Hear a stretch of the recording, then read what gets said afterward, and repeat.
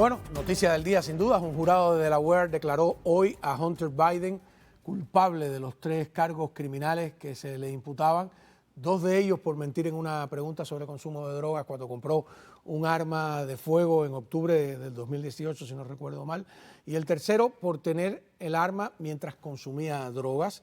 Es la primera vez, como todo el mundo sabe, que un hijo de un presidente en funciones resulta culpable de algún tipo de cargo criminal. Se espera que la defensa de Hunter Biden presente una apelación.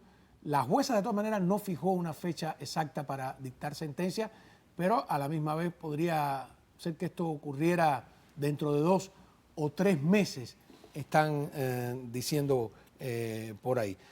Incluso dice que podrían condenarlo a 25 años de cárcel, a una multa de hasta $750,000.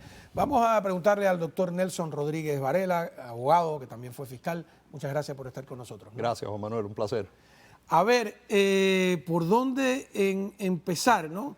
El tema este de que algunas declaraciones que él hizo en sus libros lo inculparon, ¿no?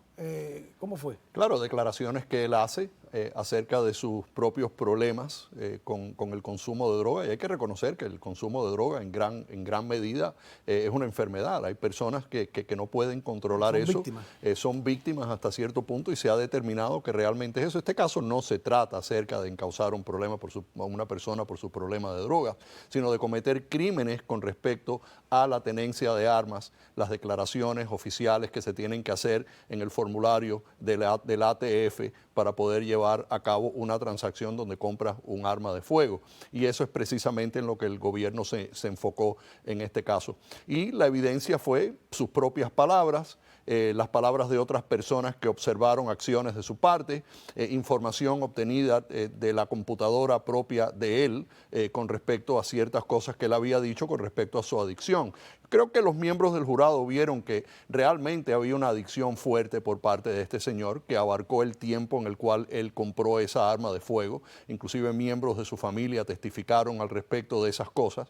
Y el gobierno realmente en este caso tuvo un caso bastante contundente en términos de lo que esa evidencia fue, y aparentemente los miembros del jurado, que al principio estuvieron divididos, se pudieron poner de acuerdo y unánimemente determinar que el gobierno había aprobado el caso más allá de una duda razonable, y por lo tanto lo encuentran culpable de estos cargos después de un juicio.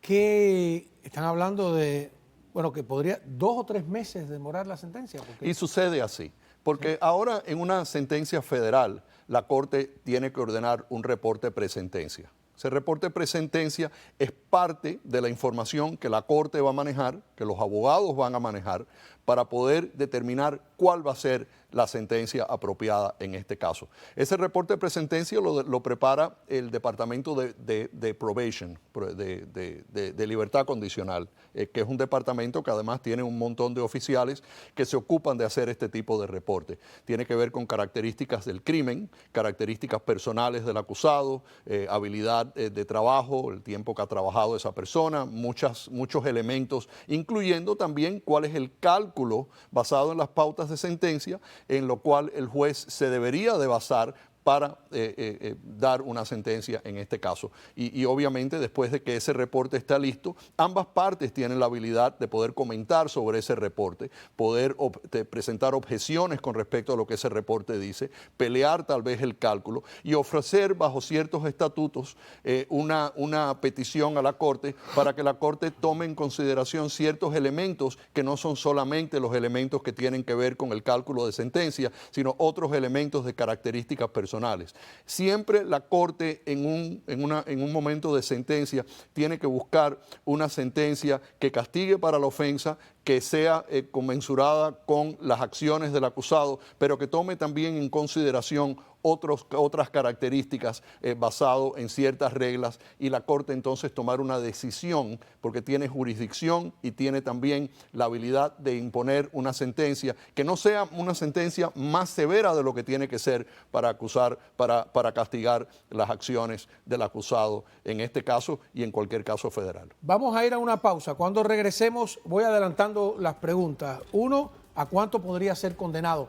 2, ¿es válido hacer una comparación con el juicio de Donald Trump en términos de jurados, demócratas, republicanos, del área donde fueron? Y, por supuesto, esto tiene toda una implicación política. Ya regresamos.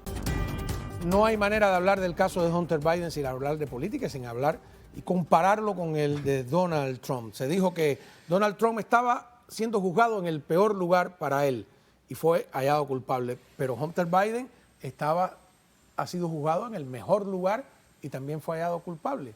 Tienes que darte cuenta también de cuáles fueron las determinaciones del juez Merchan que llevaron a cabo la selección del jurado en un lugar donde él negó la moción para cambiarlo de sitio. Tú lo dijiste, el lugar peor para Trump de llevarlo a juicio es en ese lugar. Los abogados de Trump pidieron que se cambiara el juicio, no se cambió. Seleccionaron un jurado de una forma rápida, mucho más rápida de lo que pensaríamos que se escogería un jurado en el caso más importante en la nación. Vimos que no permitió testimonio de ciertos expertos y ciertos testigos que Trump quería presentar. Vimos una limitación de testimonio. Vimos el testimonio de un individuo totalmente comprometido. Vimos que no manejó el caso desde el punto de vista de no permitir ciertos detalles que testificó Stormy Daniels, que no tenían absolutamente nada que ver con el caso. Y además permitió una teoría del caso que se avanzara, que va a estar sujeta a una revisión desde el punto de vista de que la instrucción permite a los miembros del jurado que no lleven a una determinación unánime con respecto a cuál fue el crimen que se estaba encubriendo o llevando a cabo para convertir esto en una felonía. De la otra parte, lo que tienes es el documento que él llenó, donde obviamente en el caso de Hunter Biden, un documento que él llenó particularmente, los familiares y personas cercanas a él diciendo que sí tenía este problema, sus propias palabras que él llevó a cabo, que sí tenía este tipo de problema también. Así que era totalmente inconcebible que no lo encontraran culpable. Es importante también recalcar que él se trata de declarar culpable frente a un juez federal que no acepta su declaración de culpabilidad en 2 cargos menores con respecto a declaración a las rentas internas y obviamente evitando ser acusado de los crímenes que fue encontrado culpable. Este juicio no se hubiera llevado a cabo si ese juez no hubiese aceptado la declaración de culpabilidad y hubiese aceptado el negocio que ellos habían tratado de hacer. Este juicio solamente sucede porque hay un juez que dice que no, y no se presta para ese movimiento que ellos estaban tratando de hacer para encubrir a Hunter Biden de los cargos principales y más serios y dejarlo que se declarara culpable de 2 cargos menores. Si le entiendo, por eso también tienes el indictment en California. Si le entiendo, lo que usted está tratando de decirme es que Hunter Biden está siendo acusado de cosas que él hizo, mientras que Trump está siendo acusado de cosas que hicieron otros, pero que se supone... ¿Cómo es? No lo entendí. Yo creo que lo resumes bastante bien. En este caso, Biden, el señor Hunter Biden, es el actor principal y único actor de sus acciones, y en el otro caso le estás achacando al presidente Donald Trump acciones que hizo un abogado que decidió de qué forma se iban a llevar a cabo estos pagos, que otra persona dentro de esa organización caracterizó como gastos legales, que no fue ni siquiera el presidente Donald Trump, y has rellenado por todas partes el caso del presidente Trump de una serie de factores que no tienen absolutamente nada que ver con él, pero sí dan la óptica de que es un caso mucho más serio y de que su participación es una participación más sólida. Como dicen ustedes, circunstanciales. Totalmente circunstancial. Y las instrucciones de la Corte no ayudan. Y la instrucción que permite que el jurado lo encuentre culpable sin que lleguen a una unanimidad con respecto al crimen que él supuestamente cometió, yo te garantizo a ti que eso llega hasta la Corte Suprema de los Estados Unidos. ¿Cuál es la diferencia entre un factor circunstancial y otro que no lo es? Bueno, prueba directa es prueba directa de que hiciste algo específicamente y hay prueba de que lo hiciste. Evidencia circunstancial es admisible, pero esa evidencia circunstancial tiene que ser conectada lógicamente para que las inferencias que tú tomes basado en esas evidencias indirectas sean suficientes para tú poder encontrar a esa persona culpable más allá de una duda razonable. Y ahí, cuando los miembros del jurado, en el caso de Trump, piden que le lean otra vez la instrucción con respecto a esas inferencias y cómo las pueden llevar a hacer, junto con la forma en la cual lo encuentran culpable sin un grado de unanimidad con respecto al segundo elemento, dan luz a una sensación de que lo han encontrado culpable sin que haya unanimidad, sin que la evidencia no haya sido lo suficientemente fuerte y sin que la Fiscalía haya tenido que llevar a cabo una determinación más allá de una duda razonable.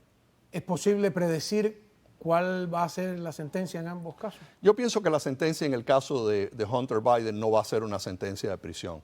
Yo creo que el hecho de que él es una persona adicta a la droga es algo donde van a tratar de buscar que tenga algún tipo de tratamiento. Yo creo que eso influencia su conducta y como primer ofensor en este caso yo no creo que los números van a ser suficientes como para que la Corte imponga una sentencia de prisión. Si la imponen sería una sentencia muy corta. Yo creo que en este caso probablemente incluya un periodo de tiempo de arresto domiciliario con una supervisión a seguir. En el caso de Donald Trump, quién sabe, el juez Merchan puede hacer cualquier cosa. No estoy yo realmente seguro de lo que pueda suceder ahí, aunque también sabemos que en New York personas que han sido convictas de casos similares, como el caso de Donald Trump, no han sido sentenciados a la prisión. Pero con el tenor que existe en este caso y el tamiz político en el cual todo esto se desarrolla, el hecho de que el propio juez Merchan tiene ciertos conflictos en los cuales debía de haberse descalificado de este caso, quién sabe lo que puede suceder. El comediante Jimmy Fallon estaba burlándose de que Trump aparentemente tuvo una entrevista vía Zoom con un oficial de probatoria. ¿Puede haber sido eso?